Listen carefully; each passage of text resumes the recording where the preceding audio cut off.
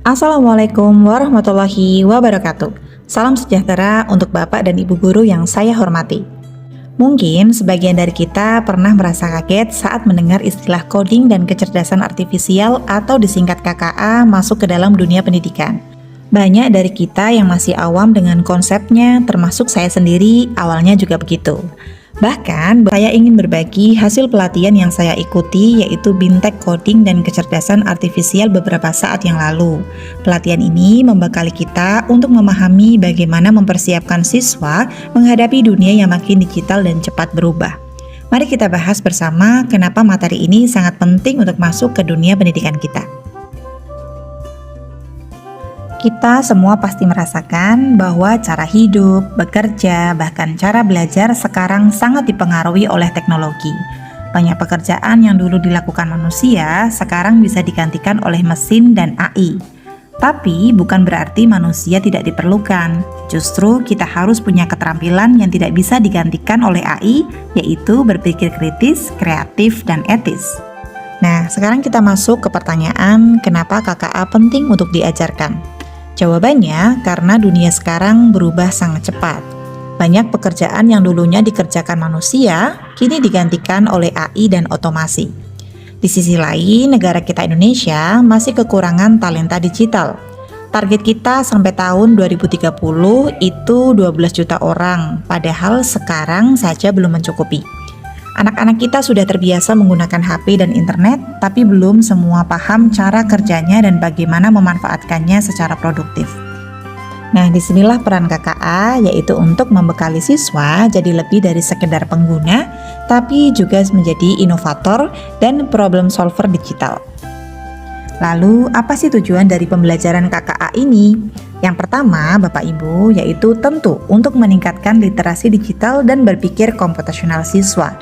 Yang kedua, agar mereka bisa memahami etika dalam menggunakan teknologi, karena AI sendiri dan data punya banyak dampak sosial. Yang ketiga, membentuk siswa yang kreatif, kritis, dan mampu bekerja sama dalam tim. Karena teknologi itu tidak bekerja sendiri, tapi harus dimanfaatkan secara kolaboratif. Intinya, kita ingin membentuk pelajar yang tidak hanya bisa menggunakan teknologi, tapi juga memahami cara kerjanya dan bisa menciptakan solusi berbasis teknologi.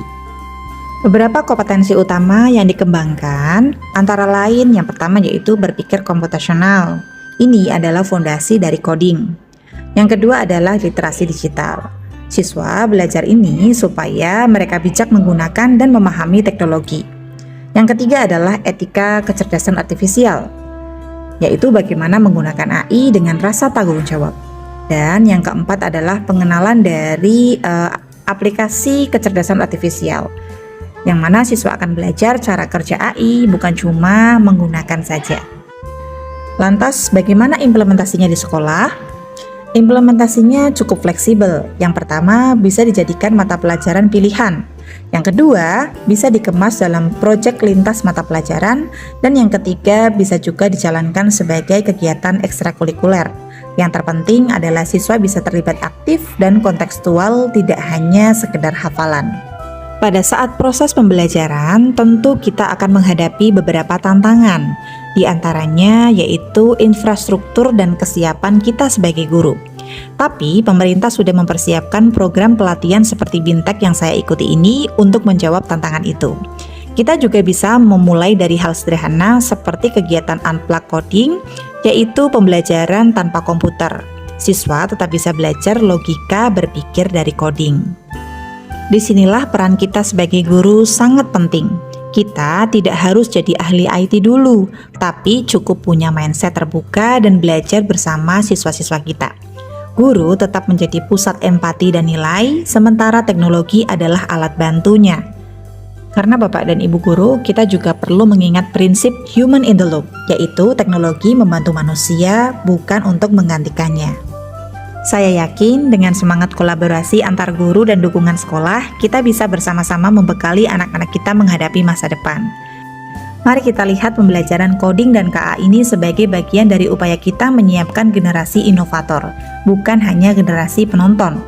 Terima kasih, semoga paparan ini menginspirasi untuk kita semua untuk mulai bergerak bersama. Kurang lebihnya mohon maaf, sampai ketemu lagi pada video selanjutnya. Wassalamualaikum warahmatullahi wabarakatuh.